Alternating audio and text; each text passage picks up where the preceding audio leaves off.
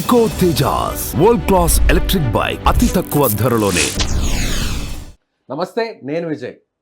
ప్రపంచంలోనే జోస్యం చెప్పడంలో వంగా బాబా గారి ప్రత్యేకత అంతా ఇంత కాదు. ఇప్పుడు ఆమె చెప్పినటువంటి జోస్యం 2025లో ప్రపంచంలోనే సమూల మార్పులు జరగబోతున్నాయి. ముఖ్యంగా మూడవ ప్రపంచ యుద్ధం జరగబోతుంది. అదేవిధంగా మానవులకు గ్రహాంతవాసులకు కూడా సంబంధాలు ఏర్పడతాయి. దీని గురించి కూడా ఒక ప్రత్యేకమైనటువంటి కొన్ని ఆదేశాలు కూడా అమెరికా ఇప్పటికే విడుదల చేసింది. కాబట్టి దీని మీద పెద్ద చర్చ నడుస్తుంది. అదేవిధంగా మనుషులు కాకుండా మనసు మాట్లాడుకునేటువంటి అవకాశం ఉందని ఆమె చెప్తున్నారు. ఇది ఎంతవరకు కరెక్ట్? ఆమె చెప్పినటువంటి జోస్యం జరగబోతుందా? దీని గురించి మాట్లాడదాం. మనతో పాటు ప్రముఖ జ్యోతిష్య పండితులు కృష్ణసూది గారు స్టూడియోలో ఉన్నారు. సార్ నమస్తే గురుగారు. నమస్కారం అండి. ఆమె చెప్పినటువంటి జోస్యంలో చాలా పాయింట్స్ చెప్పారు. మూడవ ప్రపంచ యుద్ధం జరిగే అవకాశం చాలా స్పష్టంగా ఉంది. తూర్పు దేశాలకి పశ్చిమ దేశాలకి యుద్ధాలు జరుగుతాయి అంటున్నారు. ఆ పరిస్థితులు వచ్చే అవకాశం ఉందంటారా? ఇప్పుడు జరుగుతున్న వాతావరణ పరిస్థితులు అవే కదా అయితే అదే నడుస్తుంది. ఎందుకంటే దాంట్లో ఇంకా మీకు చెప్పాలంటే ఎవరైతే ఈ రకమైన యుద్ధ వాతావరణాన్ని క్రియేట్ చేశారో, ఎవరు కారకులయ్యారో ఆ వ్యక్తి ఒక కిరాయి హంతకుల ద్వారా హత్య చేయబడతాడు. తద్వారా వచ్చేసి మూడో ప్రపంచ యుద్ధం ప్రారంభమయ్యి ఆ యుద్ధం ముగింపు కూడా ఆ వ్యక్తి మరణంతో ముగింపు పలుకుతారని చెప్పడం జరిగింది. ఇక్కడ మీకు ఈ బాబా వంగా గారి జీవితాన్ని కనుక గమనించినట్లయితే ఆమె పుట్టడంతోనే తల్లి చనిపోయింది. చాలా పేదరికంతోనూ అలానే వచ్చేసి చాలా ఈ మొదటి ప్రపంచ యుద్ధం, రెండో ప్రపంచ యుద్ధ పరిస్థితుల్లో కుటుంబం తరచుగా మారవలసి వచ్చిన పరిస్థితులు. వాళ్ళ ఫాదర్ వచ్చేసి ఆ ప్రపంచ యుద్ధంలో సైనికుడిగా పనిచేశాడు. తద్వారా వచ్చేసి ఆమె ఒక రకమైన కష్టకాలాన్ని ఎదుర్కొంది మొదటి నుంచి.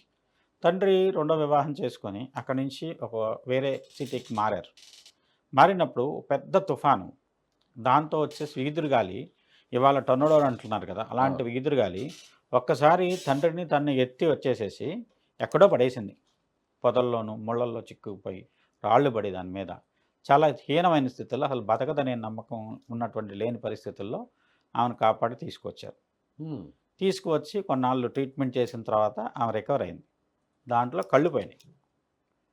ఇలాంటి ఇబ్బందికరమైన పరిస్థితుల్లో ఆమెకి ఒక రకమైనటువంటి పరేంగిత ప్రజ్ఞ అంటాం, విశేషమైనటువంటి జ్ఞానం మెదడుకు అందటం మొదలుపెట్టింది. అంటే కళ్ళు లేవు, విజన్ లేదు, జ్ఞాననేత్రం తెరుచుకుంది అనొచ్చు మన భాషలో చెప్పాలంటే. జ్ఞాననేత్రం అలా వచ్చింది. తద్వారా అంటే ఇక్కడ ఏంటంటే కొన్ని గ్రహాలు మీరు గమనించినట్టయితే మనం చూసేటువంటి నవగ్రహాలు 9, కానీ యురేనస్, నెప్ట్యూన్, ప్లూటో అనే గ్రహాలను మనం వదిలేసాం. ఎందుకంటే వాటి యొక్క ప్రభావం 80 సంవత్సరాలు ఒకసారి కాలచక్రాన్ని పరిభ్రమించడానికి అయ్యేటువంటి సమయం 180 ఏళ్ళకు ఒకటి, 260 సంవత్సరాలకు ఒకటి, అలా ఉన్నందు కారణం చేత వాటిని పట్టించుకోవడం చాలా వరకు తగ్గించారు. కానీ కొంతమంది వ్యక్తుల్లో ఆ గ్రహాల యొక్క ప్రభావం అత్యద్భుతంగా పనిచేస్తుంది. ఇక్కడ మీకు మన ప్రాంతంలో మనందరికీ తెలిసినటువంటి వ్యక్తిగా సత్యసాయి బాబా గారిని తీసుకోండి. ఇటువంటి విశేషమైనటువంటి జ్ఞానం ఉంది. ఆయన ఎక్కడో ఉన్న వాళ్ళని పిలిపించుకునేవాళ్ళు. అంటే ఎక్కడో అమెరికాలో ఉన్న వాళ్ళనో, యూరోప్లో ఉన్న వాళ్ళనో, ఆఫ్రికాలో ఉన్న వాళ్ళనో ఆయన దగ్గరికి పిలిపించుకునేవాడు. ఆయన కల్లో కనపడి ఆయన రమ్మన్నారు, అందుకోసం వచ్చామని చెప్పిన వాళ్ళు చాలామంది ఉన్నారు. అంటే పుట్టపర్తి ఆయనకి జాతకాన్ని అంటే నా సబ్జెక్టు జ్యోతిష్యం, దాని పరంగా విశ్లేషణ చేస్తే ఆయన లగ్నంలోనే యురేనస్, నెప్ట్యూన్ ఇద్దరు ఉన్నారు. అందువల్ల ఏంటంటే ఆయన ఇలాంటి చిన్న స్థానంలో ఆయన నేల మీద ఒక డాన్స్ లాగా చేస్తూ సూదిని కూడా కంటితో పట్టుకొని పైకి లేపగలిగేవాళ్ళు. అంత సునిశ్చితమైనటువంటి దృష్టి ఉంది ఆయనకి, అంత కాన్సన్ట్రేటివ్ పవర్స్ ఉన్నాయి ఆయన దగ్గర. అలానే ఏంటంటే ఈమె బాధల్లోంచి ఒక ప్రత్యేకమైనటువంటి పరేంగిత ప్రజ్ఞ ద్వారా ఈ బాధలన్నిటికీ పరిష్కారం ఏమిటంటే కొన్ని బాధలు తెలిసినాయి, ప్రపంచ భవిష్యత్తు తెలిసిన దానికి ఏ సంవత్సరం ఏం జరుగుతుంది, ఒక సిరీస్ ఆఫ్ ఇన్సిడెంట్స్గా ఆ విధంగా చెప్పగలిగేదాన్ని. అంటే ఆమె ఇప్పటి వరకు చెప్పినవన్నీ కూడా జరిగాయి గురుగారు? చాలా వరకు జరిగినాయి. ఇప్పుడు ఒకటండి, 100% ఎక్కడ ఎక్స్పెక్ట్ చేయొద్దు మీరు, ఎవరి వల్ల అది కాదు. ఎందుకంటే 100కి 100% ఫలితాలంటే ఇప్పుడు ముఖ్యమైన సంఘటనలు గుర్తించగలగడం కూడా గొప్ప అక్కడ. అందులో మీరు గమనిస్తే యూరోపియన్ కల్చర్లో ఒకప్పుడు నెస్ట్రోటమస్ ఉన్నాడు, అది ఫ్రెంచ్ రిలేటెడ్గా ఉండేటువంటి ఆస్ట్రాలజర్ ఆయన. అలానే కీరో, ఇవాళ ఎవరైనా పామిస్ట్రీ గురించి మాట్లాడితే ఫస్ట్ కీరో గురించే మాట్లాడతారు. ఆయనకు ఒక రకమైనటువంటి జ్ఞానం. అలానే వచ్చేసి మీకు రష్యన్ జార్స్ చక్రవర్తుల దగ్గర రస్పుతిన్ అని చెప్పి ఒక అతను ఆస్ట్రాలజర్ ఉండేవాడు. అతన్ని చంపి మొక్కలు చేసి దాంట్లో నదిలో పడేసినా మళ్ళీ మొక్కలను ఎత్తుక్కొని మళ్ళీ బతికొచ్చాడు. ఆ విధంగా చెప్తారు చరిత్రని. అంత విశేషమైనటువంటి చరిత్ర ఉన్నటువంటి, అంటే అక్కడ దేశానికి ఒక కాలంలో ఒక వ్యక్తి ఉన్నాడు.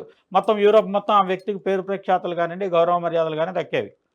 అలానే ఇప్పుడు మరి కనుక గమనిస్తే మన భారతదేశంలో మన తెలుగు రాష్ట్రంలో ఉన్నటువంటి ఇప్పుడు కర్నూలు జిల్లా దగ్గర కానివ్వండి, కడప జిల్లా ఇప్పుడున్న కడప జిల్లా కానివ్వండి, ఈ 2 జిల్లాలతో సంబంధం ఉన్నటువంటి వీరబ్రహ్మం గారి కథ ఏమిటి? అవును. ఆయన కాలజ్ఞానాన్ని కాలజ్ఞానాలు ముందే ఏంటి? చెప్పారు.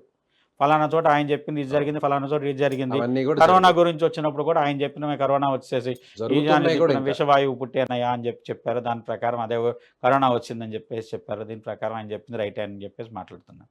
ఇక్కడ ఏమైందంటే మనకి మన అవుట్లుక్ కానివ్వండి, మనం చూసేది కానీ యూరోపియన్ అవుట్లుక్ అయిపోయింది ఇండియన్స్ అందరిది కూడా. దాంతో ఏంటంటే ఇప్పుడు అమెరికా ఖండం కూడా యూరోప్ నుంచి వలసలే మొత్తం నిర్మించింది. అభివృద్ధి అంతా యూరోపియన్ నుంచి వాళ్ళ మూలాలు చూస్తే యూరోప్ నుంచే ఉన్నాయి. మనకేంటంటే మనకి ప్రాచీనమైన చరిత్ర ఉన్నా కూడా యూరోప్ వచ్చి మనం పరిపాలించిన తర్వాత బ్రిటిషర్స్ వల్ల వాళ్ళ చరిత్ర కానీ ఏదైనా వాళ్ళ అవుట్లుక్లో చదువుకున్నాం. ఇండియన్ మ్యాకియావెల్లీ అంటారు చాణక్యుడు ఎప్పుడో సెంచరీస్. మ్యాకియావెల్లీ 19th century వాడు. మ్యాకియావెల్లీతో చాణక్యుని పోల్చి చాణక్యుడు చెప్పింది ఎప్పుడు, ఆయనకు అర్థశాస్త్రం రాసింది ఎప్పుడు అని గమనిస్తే అదెంతో పురాతన కాలంలో రాశాడు. కానీ ఇక్కడ ఈమె దగ్గరికి వచ్చేసరికి ఈమెకి భగవంతుడు ఒక ప్రజ్ఞ అందించాడు. ఒక రకమైనటువంటి టెలిపతి అనుకోండి, లేకుంటే జ్ఞాననేత్రం అనుకోండి, భవిష్యత్తు దర్శించేటువంటి యోగాన్ని ఆమెకి ఇచ్చాడు భగవంతుడు.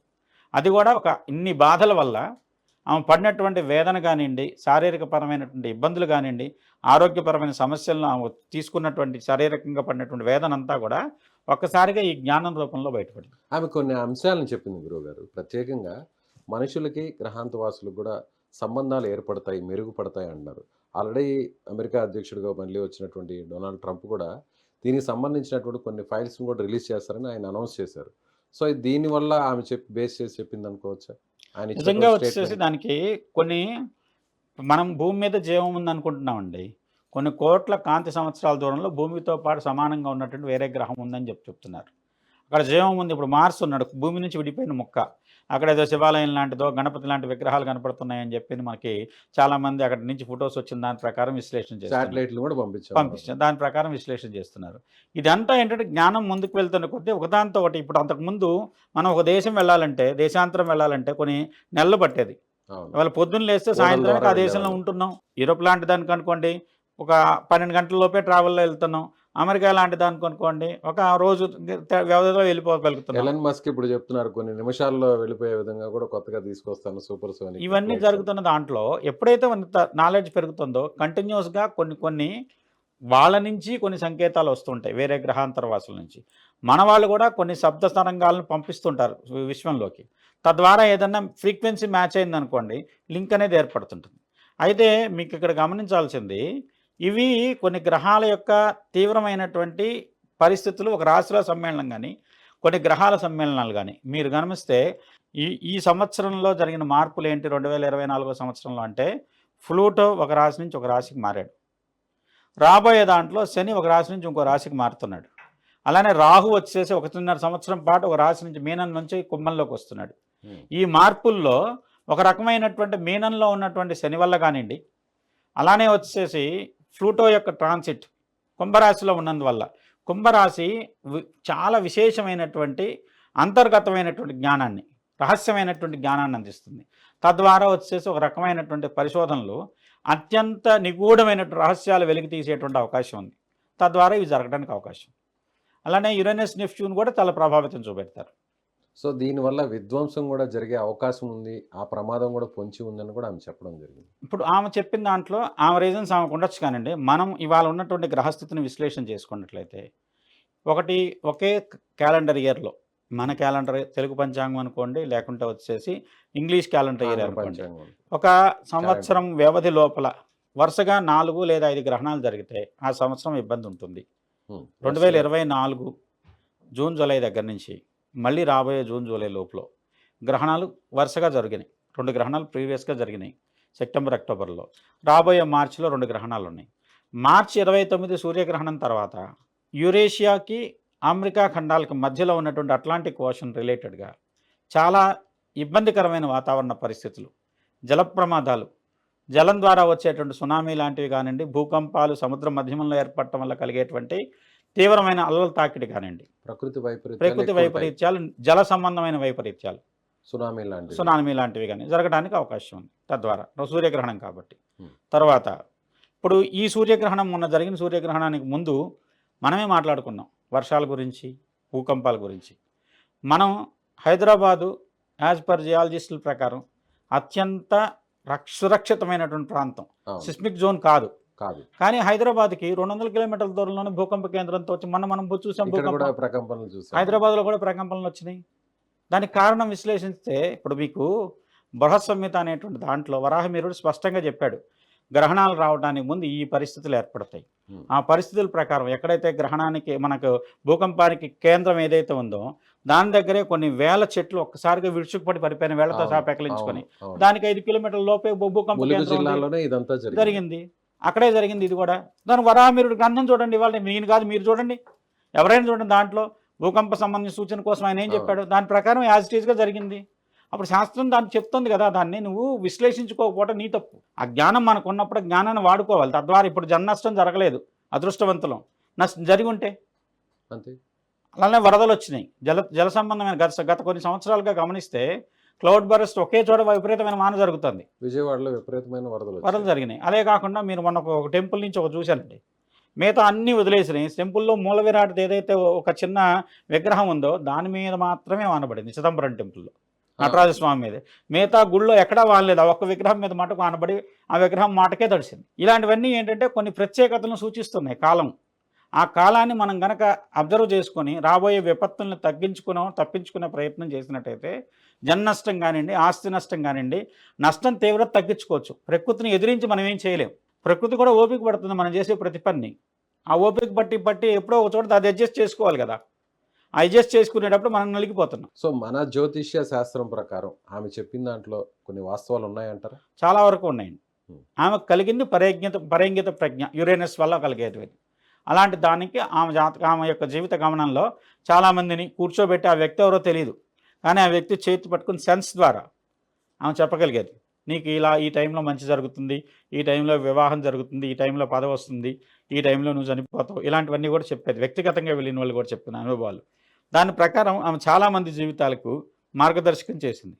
ఏంటంటే కొన్ని భవిష్యత్తులో నీకు ఇది జరుగుతుంది, లేదంటే ఈ మంచి జరుగుతుంది అంటే నమ్మకంతో వెళ్తాం, చెడు జరుగుతుంటే జాగ్రత్త పడతాం, అనారోగ్య సమస్య వస్తుంది జాగ్రత్త పడతాం, హాస్పిటల్కి వెళ్తాం, చూపెట్టుకుంటాం. ముందు ఆ సడన్ అటాక్ కంటే కూడా ముందు క్యూర్ చేసుకోగలిగిన పరిస్థితుల్లో ఉన్నట్లయితే తీవ్రత నష్టాన్ని తగ్గించుకోవచ్చు కదా, దానికి ఉపయోగపడతాయి.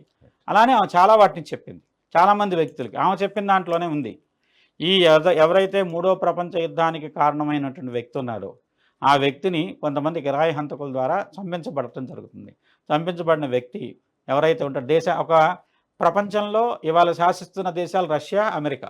లేదా యుద్ధానికి కారణమైనటువంటి వాతావరణం ఈ 2 దేశాలు, దాంతోపాటుగా వచ్చేసేసి సిరియా లాంటి ముస్లిం పరిపాలితమైనటువంటి దేశాలు కానివ్వండి, ఇలాంటి ఇజ్రాయెల్ లాంటి దేశాలు కానివ్వండి.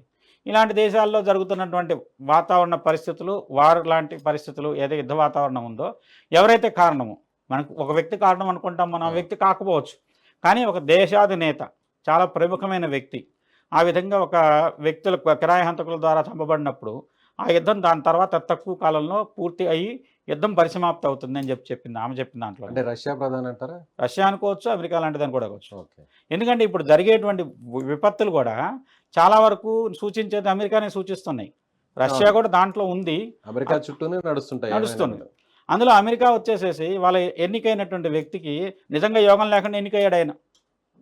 అంతేనంటారా? డొనాల్డ్ ట్రంప్ గారికి యోగం లేదు, యోగం లేకుండా ఎన్నికయ్యాడు. ఆయన జాతక రీత్యా కూడా, అంటే మన జాతకాన్ని ఆయన మీద అప్లై చేయడం ఎంతవరకు కరెక్ట్ నాకు తెలియదు, కానీ నాకున్న పరిజ్ఞానంలో ఆయన డేట్ ఆఫ్ బర్త్ ప్రకారం కొంత విశ్లేషణ చేస్తే ఆయనకి కొంత గడ్డుకాలం కనపడుతుంది. సో ఏదైనా జరగచ్చు అంటారు? ఏదైనా జరుగుతుంది, లేదంటే అమెరికా కొంత నష్టపోతుంది. రాబోయేటువంటి తుఫాన్లు అమెరికా ప్రాంతాన్ని ఎక్కువగా నష్టపరిచే అవకాశం ఉంది. జరిగే యుద్ధంలో మాకు ఎదురు లేదన్న అమెరికాకి ఎదురు దెబ్బలు తగులుతున్నాయి. తద్వారా వచ్చేసి అమెరికా కొన్ని పాఠాలు నేర్చుకోబోతోంది.